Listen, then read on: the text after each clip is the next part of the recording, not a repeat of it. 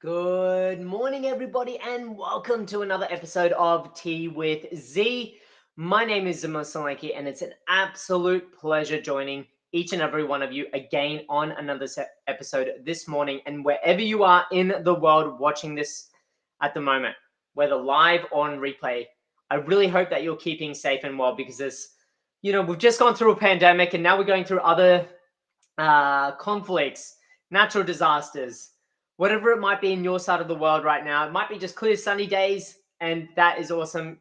Wherever you are, though, I really hope that you're all safe, healthy, and well. So just wanted to start off with that this morning. And as we jump into today's episode, if you haven't done so already, go and get your tea, your cup of your coffee, whatever it might be, because we're about to jump into today's episode. And like always, give me some likes, give me some hearts. Let's spread the energy. Let's get the energy pumping, because at the end of the day, that's all we can do.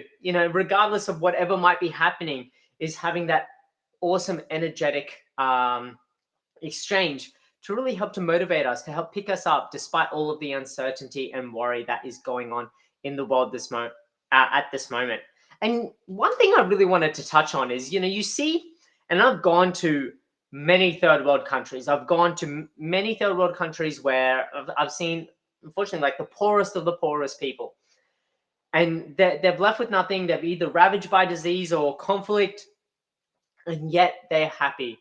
They're exchanging positive energy.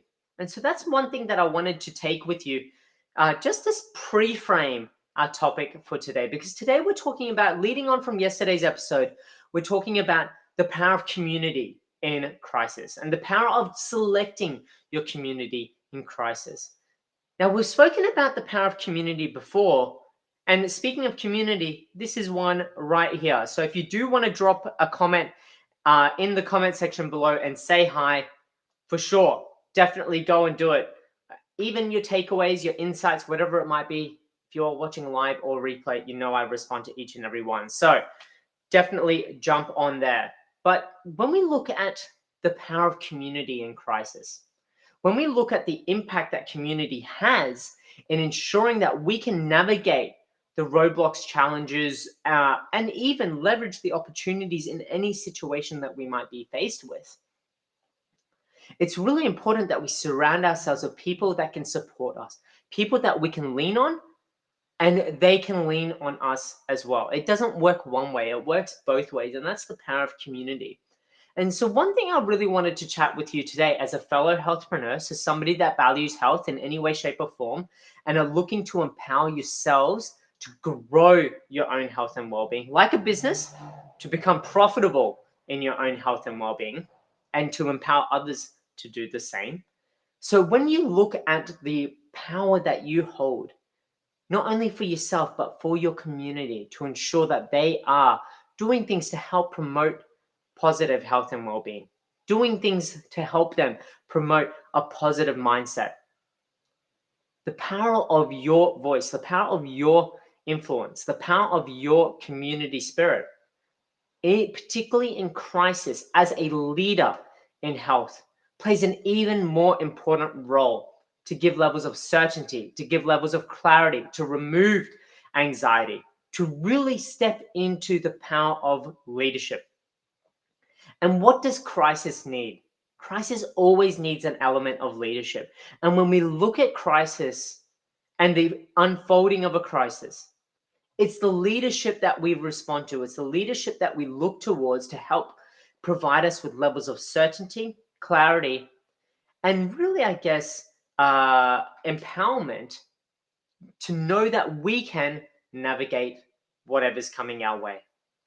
We look at our leaders and the leaders in our lives and their leadership skills to be able to communicate to us effectively and efficiently, so that we know what we need to do, so that we can understand. But as I said in our last episode, sometimes our leaders don't understand what's happening on our ground level. So how can you, as a healthpreneur, become a leader with your own little pocket of community when a crisis happens? How can you then build a community that rallies around empowering each other to help get through that crisis? And so last week, when we were going through that rain bomb, through that disaster, through that weather event, I went and I reached out to my neighbors. I reached out to those people around me to offer my support and to lend a hand to get in there. I was wading in this deep water, like literally about 750 to 800 mil water, in our backyard, in our home, and in our neighbors, running multiple pumps to try and mitigate the damage, communicating with them if they needed anything, needed any support. Our family were communicating with us, reaching out if we needed any support. Our friends were reaching out, communicating with us, and reaching out if we needed any support. And that was my community. My community is my circle, like your community will be your circle. But when in a crisis, we need our community to be even stronger. We need our community to be there to support us and us to support them back. But how do we go about building this community? How do we go about identifying who should be in the community? Well, to be honest, in a crisis, if we start picking who should be and who shouldn't be, then we start to alienate people that might really, really need our help. And the way in which that we can actually start to build a community is by asking the questions from the start as to who might need support.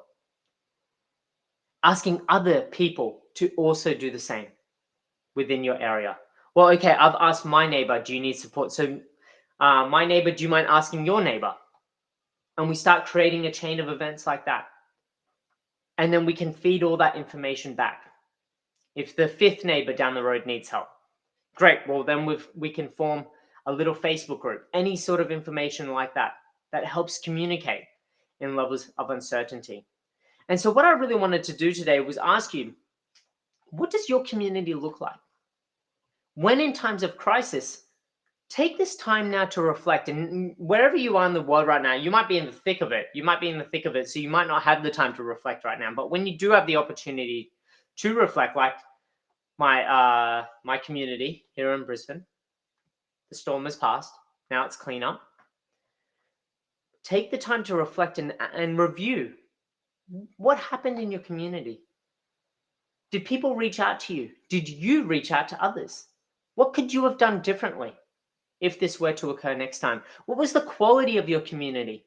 Were they asking and offering support? Were there other people that you could lean on? Or was it looking a little bit bare? Or did we ourselves not ask the question as healthpreneurs to help empower other people to ensure that they are healthy and well? And so not just from a place of altruism. This isn't just about talking about being altruistic, meaning that we just want to give selflessly. But it's more or less about living our purpose as well, to ensure that we help others. And that's what life is all about. And so what I really wanted to do with this episode today is, firstly, one, say a massive, massive thank you. A massive thank you to my community that reached out, my community that offered support, my community that checked in on our health and well-being, my community that I then could reach out onto and offer support in return. Thank you. Thank you for everything. Thank you for helping us get through this together. And so my question for you is, once again, what does your community look like? And how have they stepped up in elements of crisis? Now, let me take it one step further. Not just your friends, your family, your neighbors. How did your team in your business step up? How did your team handle the crisis? How are you there as a leader in your business, as a healthpreneur in your business, supporting your team to go through this crisis? How are your leadership skills?